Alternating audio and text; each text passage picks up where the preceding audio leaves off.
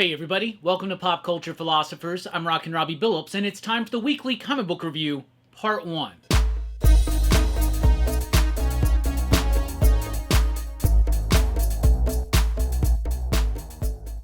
That's right everybody, thanks for checking out the video. I'm Rockin' Robbie Billups. This is the weekly comic book review. It's the show where I read a lot of comic books, and I'll let you know what I thought about them, and we usually start with the pick of the week. However, there was a delay in our lunar shipment. We still haven't gotten it. We're probably going to get it on Wednesday morning, new comic book day, which is going to cause a whole cluster.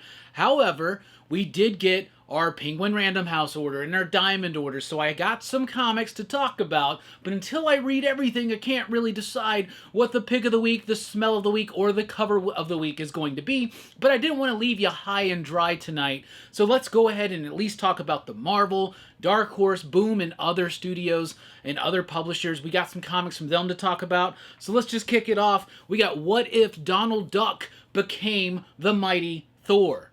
Just like the What If Donald Duck Became Wolverine, don't expect too much out of this.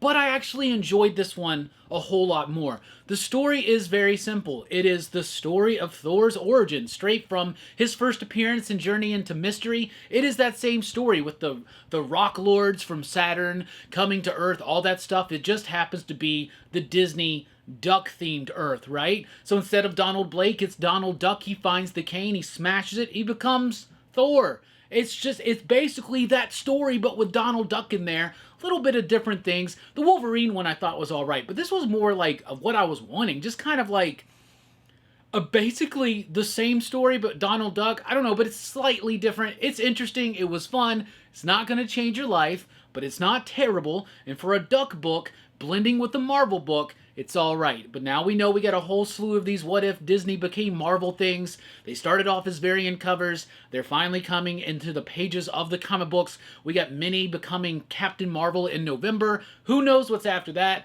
But this is a pretty fun book. It wasn't bad. I enjoyed it.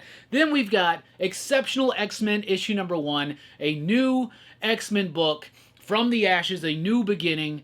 And this one's alright. This one focuses in on Kitty Pryde. She's living in Chicago. She's over the X-Men Krakoa thing. Like most of us, she just kind of wants to be left alone and not be reminded of it. But she can't help but be who she is, and that's a hero at heart, right? So in her journeys, and like, what is she? She's like working a job. Yeah, she's a bartender. She's a bartender in Chicago. She comes across this young mutant who is getting, you know, harassed by a bunch of people, and so she decides that she's kind of got to help this woman, and then even though she doesn't want to be pulled back in, Emma Frost is there to try to pull her back in. It's just the briefest of setups, basically letting us know what Kitty Pryde's been up to and all that stuff. The book didn't really quite vibe with me. It's alright. I guess it's definitely aimed and marketed and directed towards the younger audiences. And that's fine. Every comic book doesn't have to be for me. I thought it was alright though. Decent art, decently written. But for the most part, just didn't quite work for me. But we'll see how this develops because it was intriguing enough. Then we've got Marvel Zombies, Dawn of Decay. This one was a letdown. First of all, you got Jason Murr on the artwork, and I like the artwork because this is the artist of By the Horns, so you get that art. It's kind of like an interpretation of like more of the cinematic universe versions of these characters, and this isn't connected to any other Marvel Zombies book that came before. This is like a whole new Marvel Zombies thing, a whole new origin. It involves Groot. The writing, though, was a little silly to me. It was a little silly, didn't really take itself seriously, and I'm not saying it needs to take itself seriously. I mean, after all, it is a Marvel Zombies book, but there was just something so off about the way these characters were acting. It felt like this book was made for kids. It felt like this book is made for kids, and it says all ages. It's a Marvel Zombies all ages book. That's the problem. It's a little too silly. This is an all ages Marvel Zombies book. All right, then we got Venom War issue number 2. I mean, it's Venom War. It's Venom War. There's a wrestling event. Dylan Brock shows up. Eddie Brock shows up. Eddie Brock's like crazy or something now. I haven't been plugged into Al Ewing's Venom run. That's okay.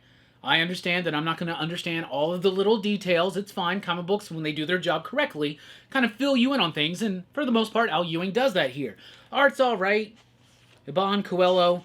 They finally start like diving into like what makes these zombiotes, what is this other chemical? Maybe that's stuff that's already been built up, but when I was reading like the Venom War Carnage or the Venom War Venomous or the Venom War Zombiotes book, I was like, I felt a little lost. That's why at the time I thought Venom War #2 had already come out, and I somehow missed it. So the timing on the revelations in here don't quite match up with some of the tie-ins, but who cares?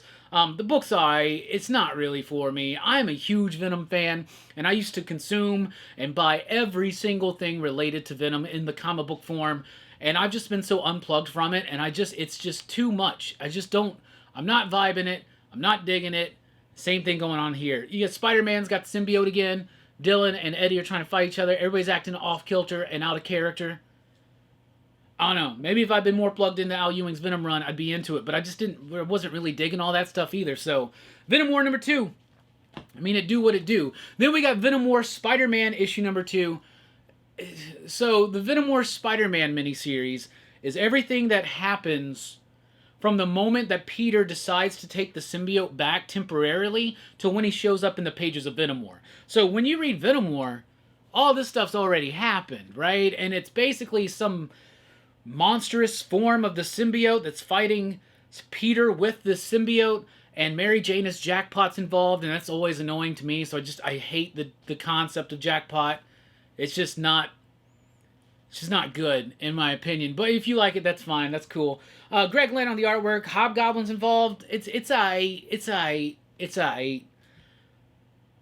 I think I don't know. I think I might be done with Venom War. I just might be. All right, then we've got the Ultimates issue #4. Really solid issue of the Ultimates. We have Phil Noto on the artwork here, and the art is super solid, and the structure of the story is awesome. Each panel each page is 4 widescreened panels, right? And they tell 4 stories, and they go this way, but it's better to read it just like this. You can read it either way you want, but I like that playing with the structure of the book from Phil Noto and writer Dennis Camp. This is the origin of the Ultimate Doom, which we know is a broken Reed Richards who has lost Sue, Johnny, and Ben. You find out why and how their journey of the Fantastic Four, how it took a different turn in this reality, how Reed Richards became to accept himself as Doom, the Maker's involvement, and even some of the building tension between him and Iron Lad, aka Ultimate Tony Stark.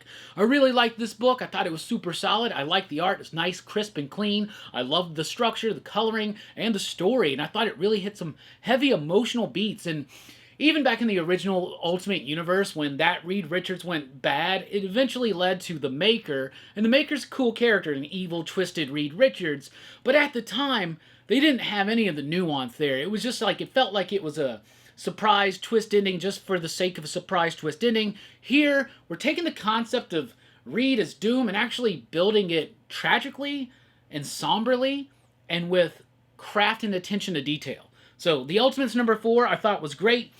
From Titan, we have Conan, Battle of the Blackstone, issue #1. It is here. We have been building up in the pages of Conan the Barbarian, and hell, even Savage Sword of Conan, to this big crossover of the Howardverse, if you want to call it that, right? So all these other characters that, it's Robert E. Howard, right?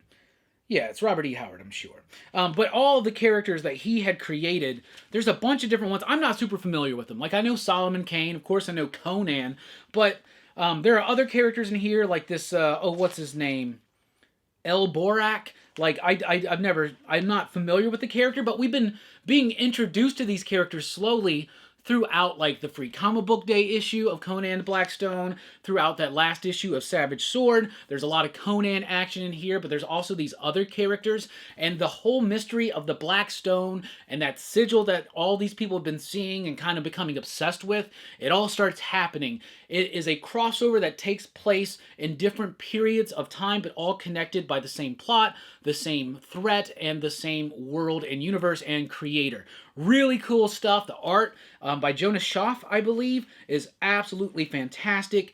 The story pacing is great. The way it bounces back and forth from the Hyborian Age to the 20th century and to other eras, it all freaking works, and it works masterfully well. I think this is dope. You know, I was a little hesitant when I found out that we were building into some kind of giant Conan universe crossover thing, but it's working because what Jim Zub's been doing on Conan for the last year, or a little more over a year now, It's freaking awesome. It's just great. All right, then we've got from Mad Cave Studios, we've got Dark Empty Void. This is written by Zach Kaplan with artwork by Chris Sheehan and Francesco Segala on the coloring.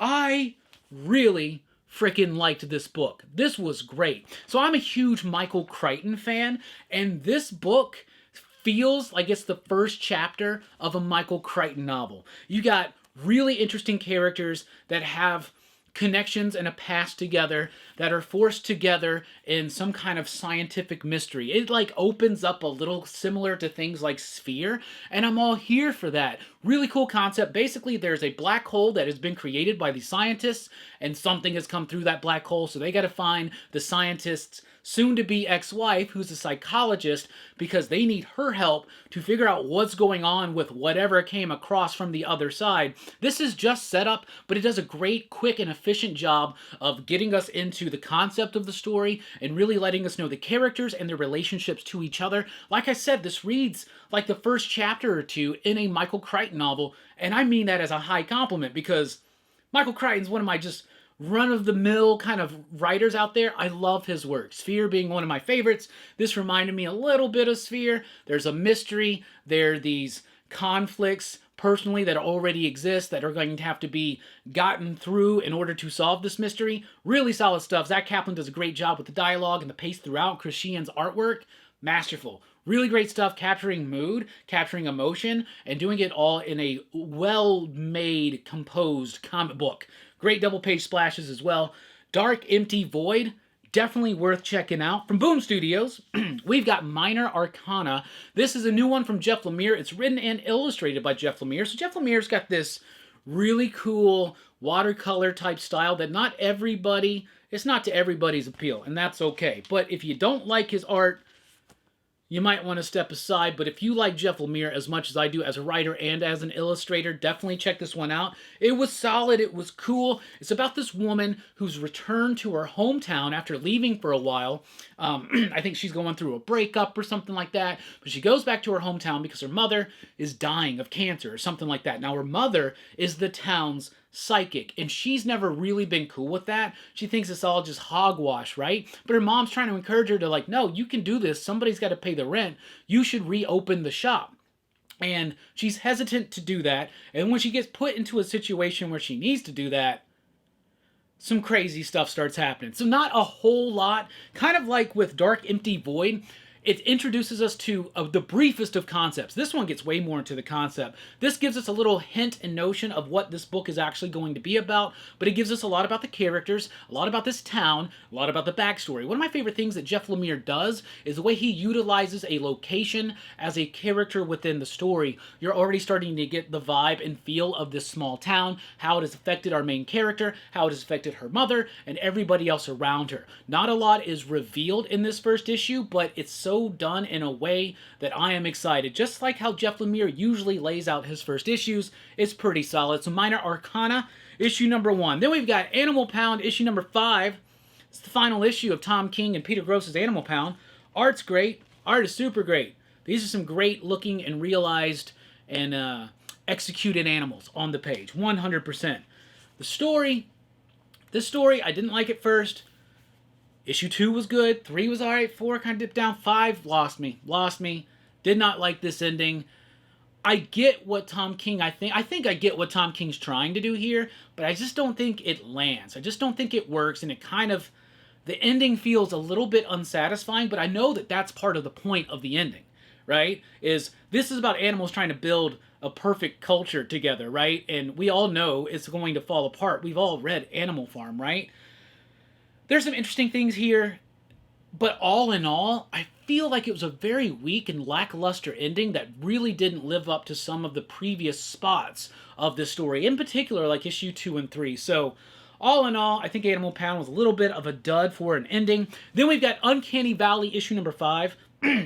I believe this is the penultimate issue of Uncanny Valley, which means we got a lot to wrap up in the next issue, but what a great penultimate issue this was. Tony Fleece has done a great job of crafting this story and making it compelling and human, even though it's about humans that are part cartoon.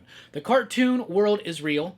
The real world is real, right? So think like Roger Rabbit, that kind of thing, right? And so This book is about a kid who finds out that his grandfather is a cartoon. His mom's human.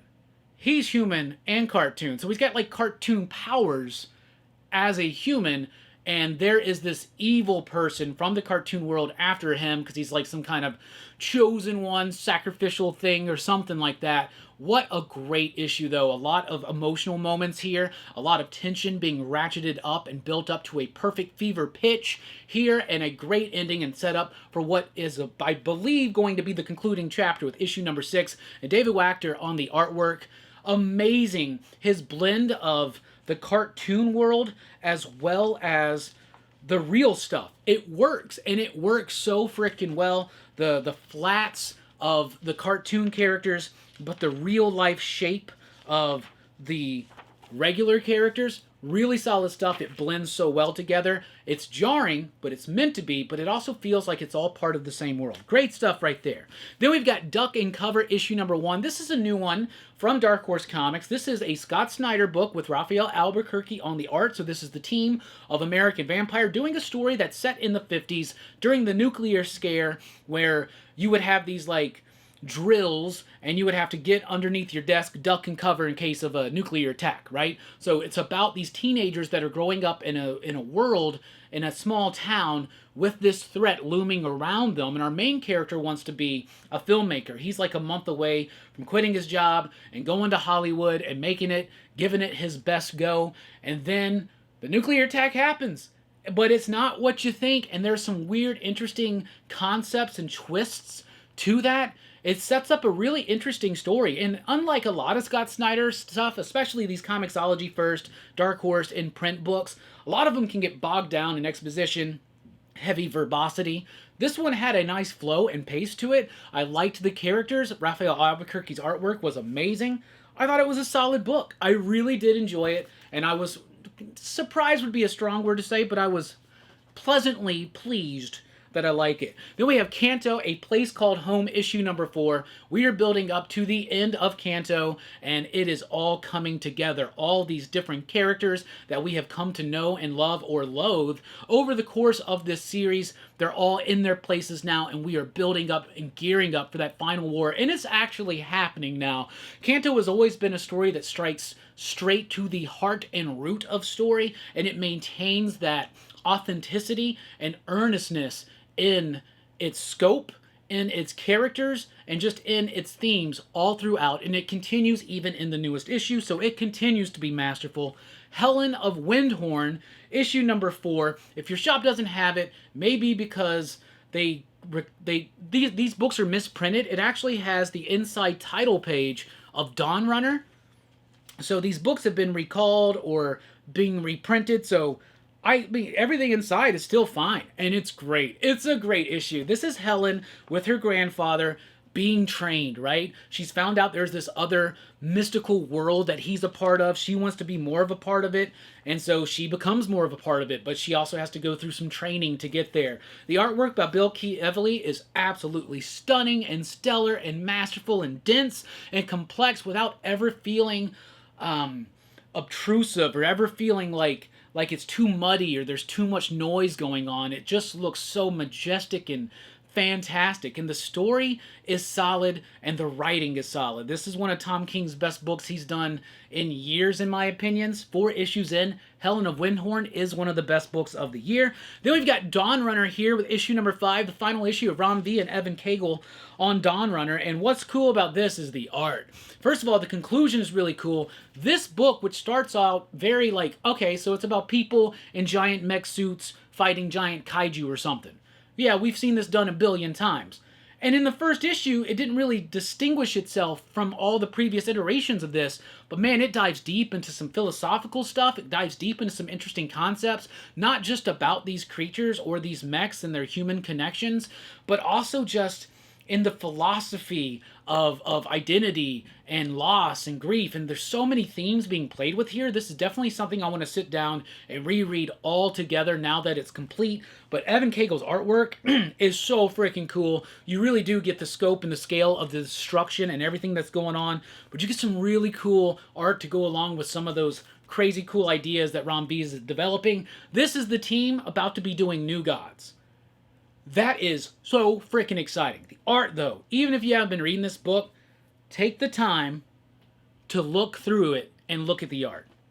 It's great. All right, from our friends at Dynamite, we got Army of Darkness Forever, issue number 11. This series is going to 13. This has been a direct sequel to Army of Darkness, the original ending, the alternate ending, and the what happened in the Middle Ages after Ash left. All three of these stories now have expertly come together from writer Tony Fleece. He's done a great job, and I've said this before, I'll say it again.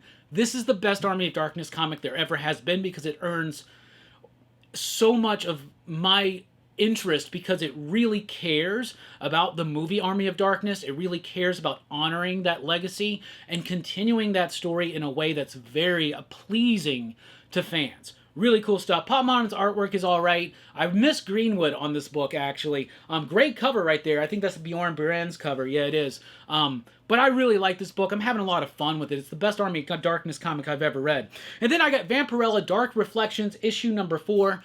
We had the writers of this book, Janine Atchison and Tom Snagoski. We had them for a conversation on Friday, had a great conversation with them, and they really sold me on this book. It's kind of a spin-off of Vampyverse. Vampirella had a daughter named Lilith. It's about her. She's joined this this force of Vampirellas that police the multiverse, basically, and they lose contact with one of the universes because it's been taken over by some big bad person and has broken that world and universe's Vampirella. So Vampirella's daughter from another reality goes into this reality to try to save it, and it's your typical freedom fighter stuff, and I've read issues 1, 2, 3, and now 4, and it's really fun. It really, really is. It's a nice, cool sci-fi approach, multiversal approach to Vampirella that doesn't feel as tired and used up as some of the multiversal stuff that we've seen in fiction nowadays. So I was really pleased with this one. Janine and Tom did a great job just having a